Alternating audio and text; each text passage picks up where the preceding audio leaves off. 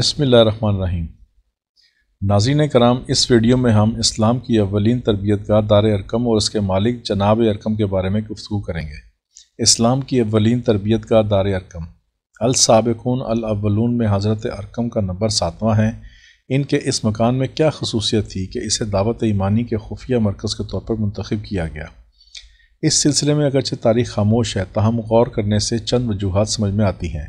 پہلی وجہ تو یہ ہے کہ یہ مکان کوہ صفا پر واقع تھا، اور صفا ایک مقدس اور معظم پہاڑی ہے کیونکہ وہ شاعر اللہ میں سے ہے۔ اس بنا پر اشاعت اسلام کے پاکیزہ اور عظیم کام کے لیے مقدس اور باعظمت مقام کا انتخاب ہر لحاظ سے موزوں تھا۔ دوسری وجہ یہ ہے کہ صفا و مروہ میں جو سعی کی جاتی ہے، اس کی ابتدا صفا سے ہی ہوتی ہے۔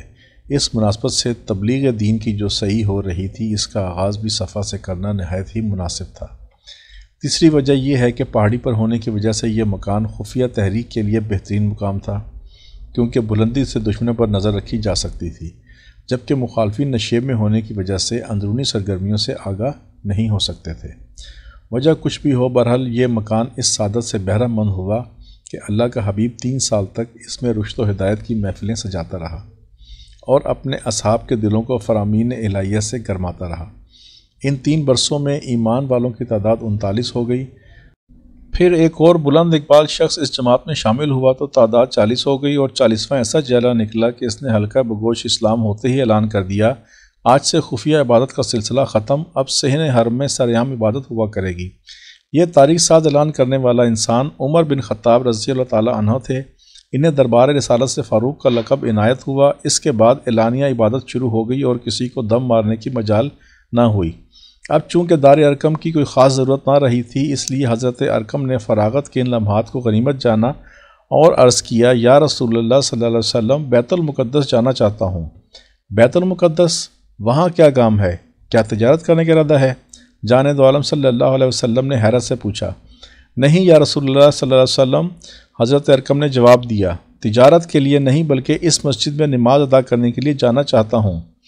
حضرت ارقم کا خیال ہوگا کہ وہاں نماز پڑھنے کا بہت زیادہ ثواب ہے، اس لیے یہ نعمت حاصل کر لینی چاہیے، مگر جانب عالم صلی اللہ علیہ وسلم نے فرمایا، یہاں ایک نماز پڑھنا وہاں 1000 نماز پڑھنے سے افضل ہے۔ چنانچہ انہوں نے بیت المقدس جانے کا ارادہ ترک کر دیا اور ہمہ وقت اس ہستی کے ساتھ رہنے لگا جس کی میت میں ادا کی گئی ایک نماز بیت المقدس کی 1000 نمازوں سے بہتر تھی۔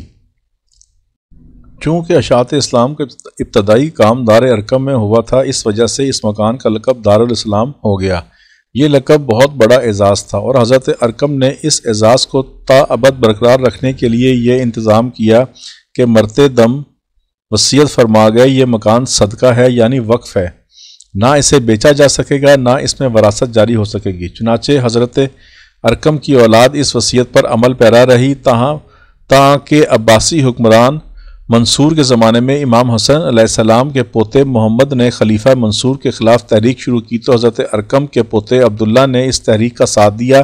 تحریک ناکام ہو گئی اور عبداللہ پاب زنجیر کر دیے گئے۔ کچھ عرصے بعد منصور کے ایک نمائندے شہاب نے جیل میں ان سے ملاقات کی۔ اس وقت عبداللہ کی عمر 80 سال سے اوپر تھی اور جیل کی سختیوں سے تنگ آ چکے تھے۔ شہاب نے پوچھا، کیا تم رہا ہونا چاہتے ہو؟ ہاں، عبداللہ نے جواب دیا۔ اس کے لیے شرط یہ ہے۔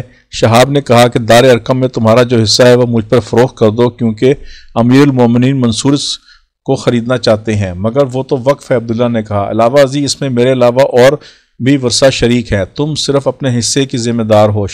شہاب نے کہا، دوسروں کا انتظام میں کر لوں گا۔ چنانچہ مجبوراً عبداللہ نے اپنا حصہ 17,000 روپے اور رہائی کے عوض فروخت کر دیا۔ باقی ورثہ کے حصے بھی خرید لیے گئے، اور یوں ملوکیت کے پنجہ استبداد نے اس مقدس مکان کو اپنی گرفت میں لے کر ذاتی جاگیر بنا لیا۔ حضرت ارقم رضی اللہ تعالیٰ عنہ نے جانب عالم صلی اللہ علیہ وسلم کے ساتھ تمام غزوات میں شامل رہ کر داد شجاعت دیتے رہے۔ 53 ہجری میں انتقال فرمایا۔ ان کی وصیت کے مطابق نماز جنازہ حضرت سعد بن ابی وقاص نے پڑھائی۔ اللہم صلی علی سیدنا محمد۔ ناظرین کرام، اگر ویڈیو پسند آئی ہو تو لائک کریں، سبسکرائب کریں، بیل آئیکن پر کلک کریں تاکہ ہم سب سرکار دو عالم صلی اللہ علیہ وسلم کے بارے میں زیادہ سے زیادہ جان سکیں اور نئی آنے والی ویڈیو کے بارے میں آپ کو مطلع کر سکیں۔ شکریہ، اللہ حافظ۔